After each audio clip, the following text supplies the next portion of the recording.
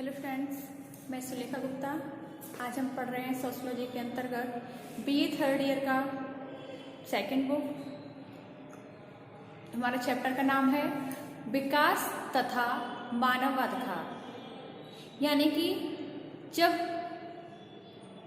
हमारी सामाजिक और आर्थिक जो व्यवस्था है उसके अंतर्गत जब विकास की दौड़ चलती है, जब विकास होते हैं, तो विकास के साथ साथ मानव के हित के लिए कुछ मानवों को विशेष अधिकार भी प्राप्त होते हैं, जिन अधिकारों के अंतर्गत व्यक्ति अपनी आवश्यकताओं की पूर्ति करते हुए अपने हित के बारे में सजग रहता है और अपने अधिकारों के बारे में उसको जानकारी मिलती है कि हमको सरकार से क्या अधिकार प्राप्त हैं, कौन कौन से अधिनियम पर लागू होते हैं और कौन कौन से हमारे लिए हित के कार्य किए गए हैं। तो इसके बारे में हमको जानने से पहले हमको सबसे पहले ये जानना होगा कि मानव अधिकार किसे कहते हैं, कि मानव अधिकार होता क्या है। तो मानव अधिकार की परिभाषा क्या है कि वे सभी अधिकार जिनकी सहायता से सभी स्त्री और पुरुष बिना किसी विभेद के समाज में एक सम्मानित जीवन व्यतीत करने के अवसर प्राप्त करते हैं, उन्हीं को हम मानव अधिकार कहते हैं। यानी कि वे अधिकार जिनके द्वारा व्यक्ति अपने जिनकी सहायता से जो स्त्री और पुरुष होते हैं, जिनको कि सभी को समानता का अधिकार होता है, किसी भी प्रकार का उनके साथ विभेद नहीं किया जाता है और एक सम्मानित जीवन व्यतीत करने का उनको अवसर प्राप्त होता है, उसी को हम मानव अधिकार कहते हैं।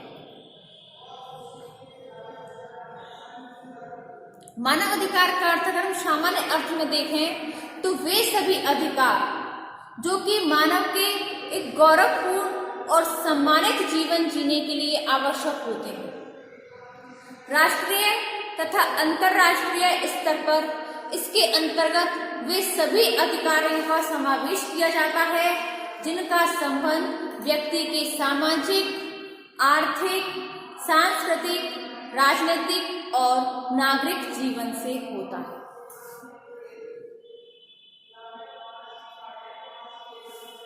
मानव अधिकार का संबंध केवल एक व्यक्ति से नहीं होता है और न ही एक वर्ग से होता है, बल्कि इन अधिकारों की प्रकृति तो सार्वभौमिक और परस्पर सभी से संबंधित होती है, जिसके द्वारा व्यक्ति के अधिकारों के द्वारा व्यक्ति को समानता का अधिकार प्राप्त हो जाता है। जो मानव अधिकार दिवस है ये 10 दिसंबर को मनाया जाता है, यानी कि 10 दिसंबर को मानव अधिकार दिवस के रूप में सभी लोग मनाते हैं, क्योंकि 10 दिसंबर सन 1948 में पेरिस में जो संयुक्त राष्ट्र संघ की बैठक हुई थी उसमें मानव अधिकारों से संबंधित एक मसौदा तैयार किया गया था और इसी उपलक्ष्य में हर 10 दिसंबर को मानव अधिकार दिवस के रूप में मनाया जाता है।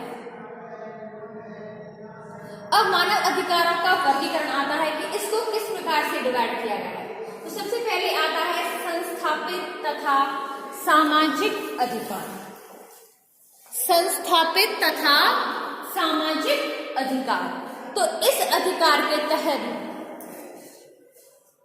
वे मानव अधिकार आते हैं जिनके लिए राज्य में कम से कम हस्तक्षेप की जरूरत होती है। सामाजिक अधिकारों का संबंध उन सुविधाओं से होता है जो राष्ट्र के हस्तक्षेप में ही समाज के विभिन्न वर्गों को प्राप्त होते हैं।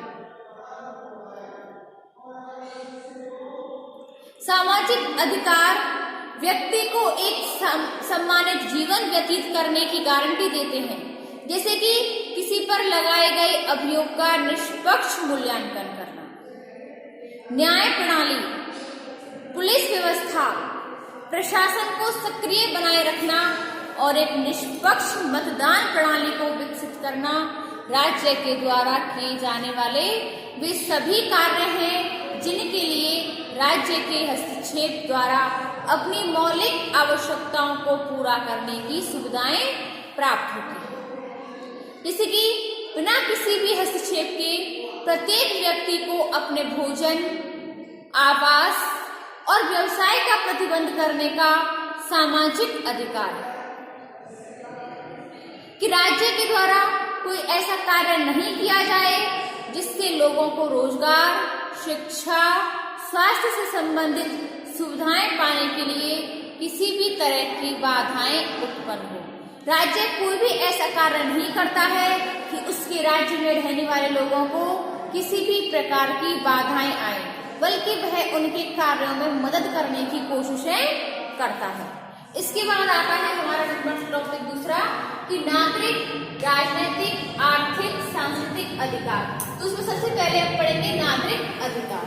तो नागरिक अधिकारों के तहत नागरिक अधिकार वे होते हैं कि जिनका संबंध व्यक्तियों के जीवन, उनकी स्वतंत्रता और उनकी सुरक्षा से होता है, जैसे कि हिंसा और उत्पीड़न के रूप में अमानवीय व्यवहार, मनमाने रूप से की जाने वाली गिरफ्तारी, देश निकाला करना, पराधीनता से संबंधित दशाएं, किसी की निजता और संपत्ति के स्वामित्व में संबंधित अधिकार में हस्तक्षेप, किसी आंदोलन की स्वतंत्रता पर रोक, विचारों की स्वतंत्रता, ये एक विशेष धर्म की चेतना से किसी को विलग करना, ऐसी दशाएं होती हैं जो कि नागरिक अधिकारों से हनन से संबंधित होती हैं। नागरिक अधिकारों में वे सभी अधिकार आते हैं जिनका संबंध सभी समुदायों तथा वर्गों में समानता का व्यवहार करने से होता है। इसके बाद आता है राजनीतिक अधिकार। तो इसके अंतर्गत वे सभी अधिकार आते हैं जिनका संबंध अभिव्यक्ति की स्वतंत्रता, एक दूसरे के संपर्क में आने वाले और किसी स्थान पर एकत्रित होने की स्वतंत्रता, राज्य के कार्यों में सहभागिता का अधिकार, चुनाव के समय में गुप्त मताधिकार के द्वारा अपने मत का अधिकार और स्वतंत्र रूप में उपयोग आदि से होता है। यानी कि राजनीतिक अधिकार व्यक्ति को सभी को प्राप्त होते हैं कि वह अपनी मर्जी से कि जिसको चाहे उसको मतदान कर सकता है। दूसरा आता है आर्थिक अधिकार। तो आर्थिक अधिकार के अंतर्गत वे सभी अधिकार आते हैं जिनका संबंध लोगों की आर्थिक सुरक्षा और आर्थिक साधन प्राप्त करने के साधनों से होता है, जैसे कि किसी की संपत्ति का अधिकार, किसी भी व्यवसाय को चुनने का अधिकार, उचित मजदूरी प्राप्त करने का अधिकार, कार्य से संबंधित सुविधाओं का अधिकार, एक समुचित जीवन स्तर को बनाए रखने का अधिकार। उन सभी अधिकारों के अंतर्गत व्यक्ति अपने आर्थिक स्तर को ऊंचा उठाए रखने के लिए इस अधिकार को सम्मिलित कर सकता है। अगला आता है सांस्कृतिक अधिकार।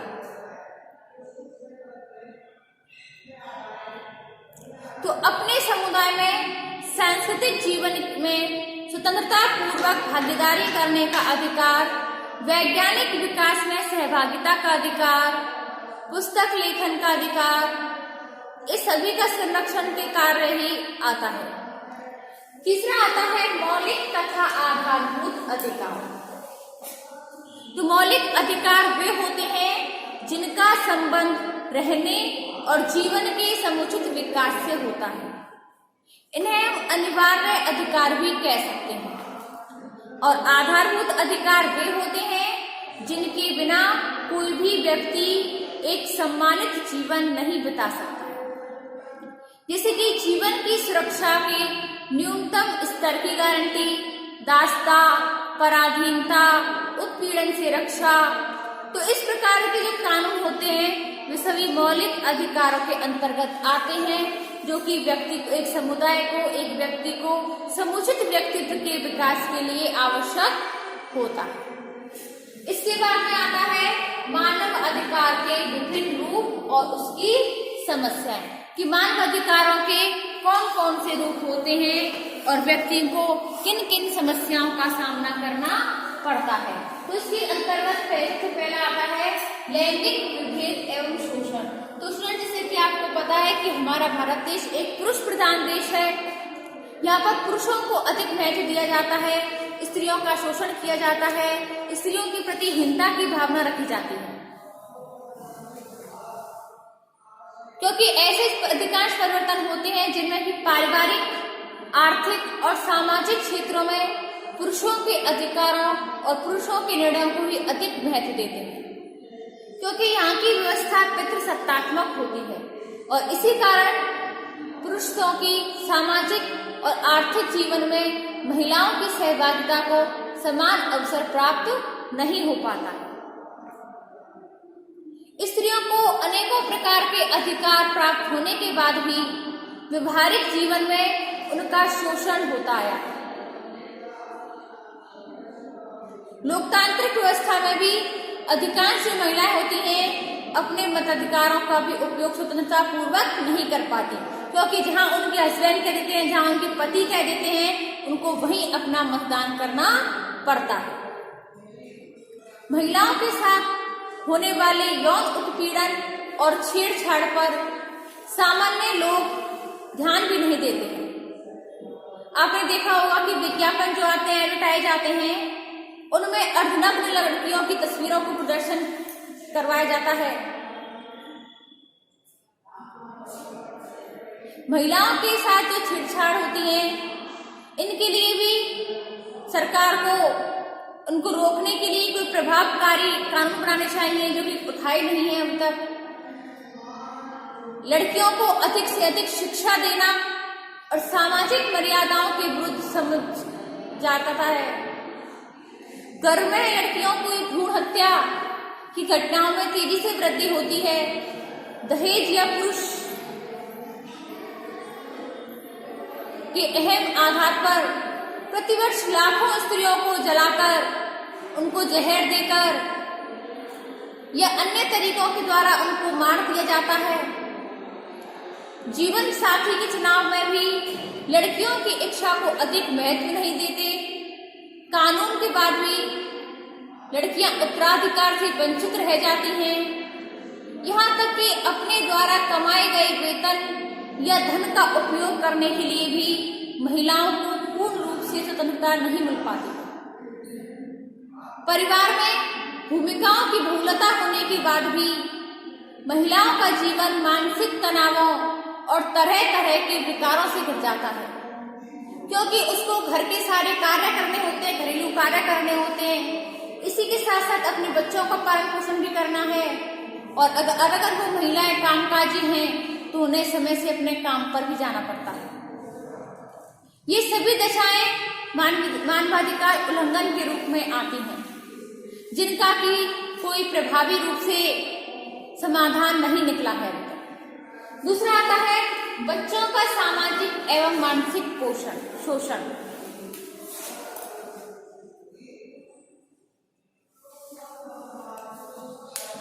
तो संयुक्त राष्ट्र संघ की द्वारा बच्चों के अधिकारों को लेकर उसमें होने वाले अधिवेशन में अनेकों प्रस्तावित पारित हुए, लेकिन बच्चों की स्वतंत्रता और सुरक्षा को बढ़ावा देने वाला कोई भी ठोस कदम नहीं उठाया, क्योंकि परिवार, स्कूल और विभिन्न प्रकार के रोजगार में बच्चों को भयभीत करने को एक नैतिक, सामाजिक और वैधानिक अपराध के रूप में नहीं देख सकते हैं, क्योंकि कितने ही बच्चे घर और स्कूल से भागकर अपना जीवन नष्ट कर लेते हैं। ऐसे बच्चों को ऑटो वर्कशॉप, रेस्टोरेंट, सड़क किनारे ढाबा में बाल श्रमिक और जो इन लोगों के साथ में अमानवीय व क्रूरता पूर्वक व्यवहार होता है। भारत में लाखों बच्चे गंदे कूड़े करकट के सामान बीनकर, गलियों में फेरियां लगाकर, अपने माता पिता के साथ भीख मांगकर अपना जीवन व्यतीत करते हैं। बच्चों के यौन उत्पीड़न में भी वृद्धि होती है। तीसरा आता है वृद्धों की अवमानना तथा तिरस्कार।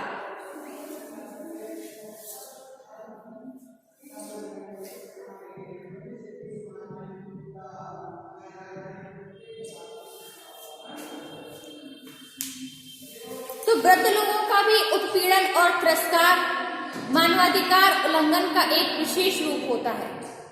संसार में विभिन्न जो देश होते हैं वो अपनी जीवन अवधि बढ़ने के कारण एक ओर वृद्ध लोगों की संख्या में वृद्धि होती है तो दूसरी ओर स्थान परिवर्तन, केंद्रीय परिवारों में होने वाली वृद्धि और लोगों के उन्मुक्त जीवन जीने की लालसा के कारण परिवार के जो वृद्ध लोग होते हैं उनको अपना जीवन तिरस्कृत पूर्वक होता जाता है। वो अपने आप को परिवार वालों पर बोझ समझते हैं। वो जल्दी ये प्रार्थना करते हैं कि भगवान हमको मोक्ष प्राप्ति करो और इस संसार से मुक्ति दिला दें, क्योंकि वृद्ध व्यक्ति जो होते हैं उनको परिवार वाले अपने ऊपर बोझ समझते हैं, उनको तिरस्कृत करते हैं, अपशब्द कहे जाते हैं। तो इस प्रकार की जो यातनाएं होती हैं वो वृद्ध लोगों को सहनी पड़ती हैं, क्योंकि वो आर्थिक रूप से और इसी के साथ साथ शारीरिक रूप से क्षीण हो जाते हैं। वो कोई भी कार्य करने में सक्षम नहीं होते हैं, इसलिए उन्हें अपने परिवार वालों के तिरस्कार और यातनाएं सहनी पड़ती हैं। अगला आता है विकलांगों के साथ विभेद। तो शारीरिक और मानसिक रूप से विकलांग बच्चे जो होते हैं उनको आर्थिक सुरक्षा के लिए, उन्हें नौकरियों में आरक्षण देने के लिए और अतिरिक्त कार्य, आयकर में छूट, अनेक सुविधाएं भी प्राप्त की गई हैं, लेकिन इसके साथ भी विकलांगों के साथ भेदभाव करने की समस्या बनी हुई है। कुछ निजी प्रतिष्ठानों में उन्हें नौकरी नहीं दी जाती हैं। समुदाय के जीवन में भी उनका जीवन अधिक उपेक्षित होता है। अगला आता है विभेदकारी सामाजिक संस्करण। तो इस दशा को हम सामाजिक विषमता भी कह सकते हैं। विषमता एक ऐसी दशा होती है जिसमें सामाजिक मूल्यों, धर्म तथा संस्कृति के नाम पर कुछ विशेष समूहों में भेदभाव का व्यवहार किया जाता है। अगला आता है जनजातीय विभेद। तो संसार के जितने भी देश होते हैं उनमें मानव समुदाय ऐसे हैं जिनमें अपनी एक पृथक संस्कृति होती है, अपनी भाषा, रीति रिवाज, परंपरा, व्यवहार के नियम, लोक साहित्य, हर किसी को एक अलग रूप से पहचाना जाता है। यह समाज की सभ्यता और संस्कृति के मूल स्रोत होते हैं। इसके बाद भी गरीबी, सरल जीवन जीने के कारण समाज में उन्हें कोई भी सम्मानीय स्थान नहीं मिल सकता है, क्योंकि सभ्यता के विकास के साथ साथ जनजातियों के रूप में पहचाने वाले इन समूहों को बाहरी समूहों के संपर्क में बढ़ाने के कारण उनको शोषण का भी सामना करना पड़ता है। ऐसे लोगों को मजदूरी भी बहुत कम मिलती है। वो भरण पोषण, अपने परिवार का भरण पोषण करने के लिए भी वो अन्य उत्पादों पर निर्भर रहते हैं। अगला आता है एड्स से पीड़ित लोगों का बहिष्कार। अधिकांश समाजों में कुछ बीमारियों को बहुत गंभीर और कभी कभी अनैतिक जीवन से संबंधित मानकर उनसे संबंधित रोगियों से ऐसा व्यवहार किया जाता है जो मानवाधिकार के उल्लंघन का एक खुला रूप होता है। जैसे कि मान के चलिए कोई एक एड्स से पीड़ित एक बीमार आदमी है जो किसी भी रूप में ना तो संक्रामक होती है, ना ही यौनिक संपर्कों के बिना उसका संचरण दूसरे व्यक्तियों से होता है। इस बीमारी को ना तो छूने से होता है, ना किसी से होती है। ऐसी बीमारियों से ग्रसित लोग अपने जीवन को बहुत अधिक असुरक्षित, असहाय और उपेक्षित मानते हैं।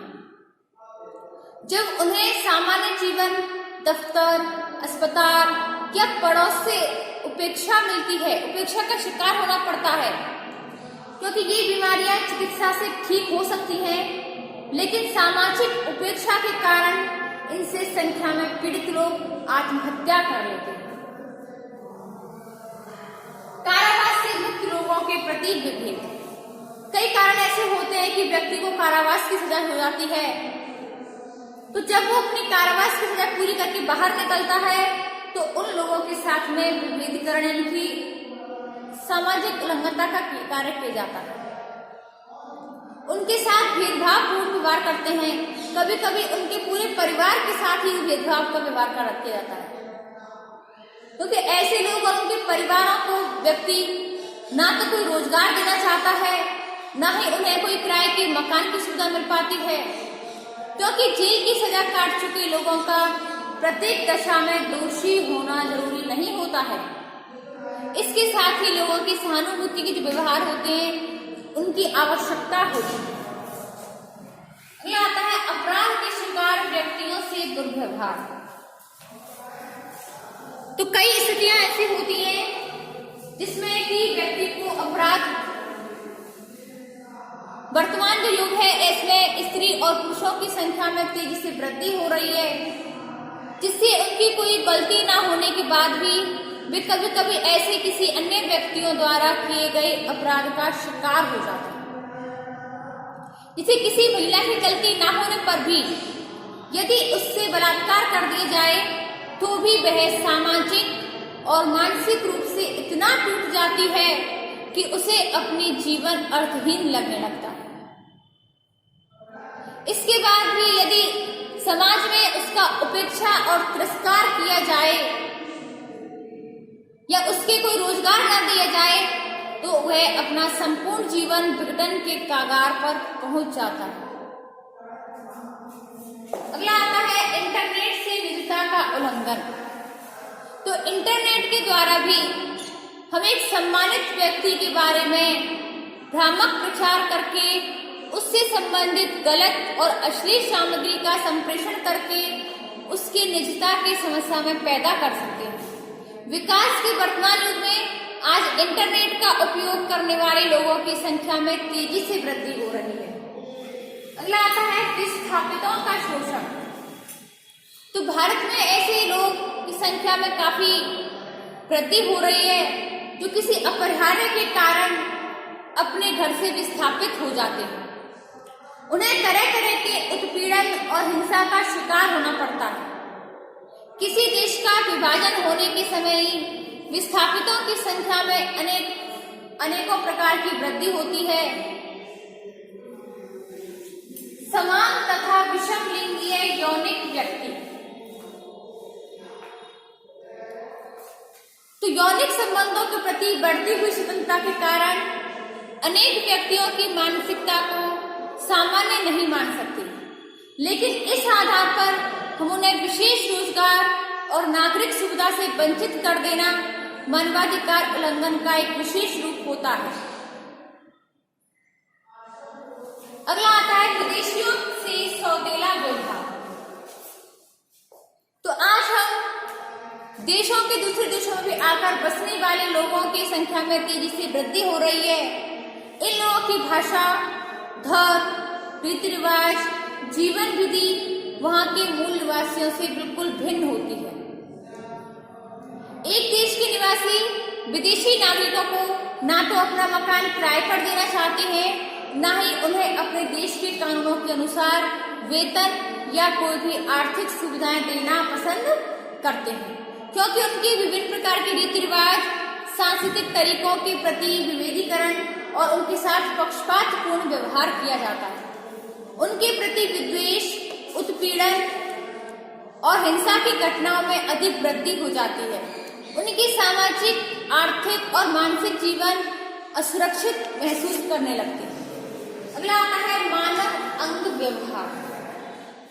तो जैसे जैसे मानवीय मूल्यों के हनन के साथ साथ किसी भी तरह से धन उपार्जित करने की प्रवृत्ति बढ़ रही है, मानव अंगों की चोरी के रूप में अपराध का सबसे डरावना रूप सामने आने लगा है। अब आता है मानव अधिकार हनन के विरुद्ध प्रयत्न कि जो मानव अधिकार होते हैं इसके क्या क्या प्रयत्न कर सकते हैं कि इनको रोका जा सके। तो सबसे पहले आता है मानव अधिकार संरक्षण अधिनियम। तो इस अधिनियम के अंतर्गत जो मानवाधिकार से संबंधित कोई भी प्रभावित व्यक्ति होता है, जब कोई शिकायत करता है तो आयोग को उस पर उसकी सुनवाई का अधिकार होता है। मानवाधिकार उल्लंघन से संबंधित कोई शिकायत किसी दूसरे न्यायालय में विचाराधीन होने पर भी उस आयोग के द्वारा उसको संगठित किया जा सकता है।